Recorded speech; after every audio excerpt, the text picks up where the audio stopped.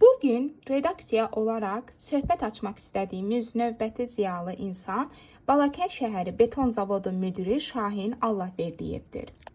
Şahin müəllim Qarabağ uğrunda gedən müharibə zamanı həmişə əskərlərimizin yanında olmuş, onların ailələrinin yardımcısı olmuşdur.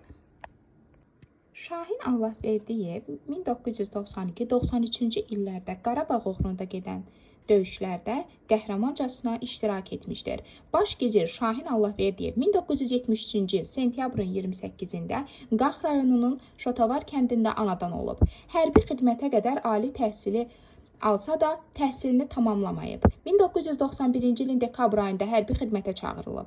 Daxili qoşunların ilk əskərlərindən biri olub. Sumqayıtda yerləşən hərbi hissədə hərbi xidmətə başlayan Şahin 1992-ci ilin iyun ayından etibarən ön cəbhəyə göndərilib. Onun döyüş yolu Ağdam, Əsgəran, Xocavənd və Ağdərə rayonlarının ərazisindən keçib. 1992-ci il oktyabrın 14-də Ağdərə cəbhəsində gedən qanlı döyüşlərin birində Qazanclar kəndi yaxınlığında yaralanıb.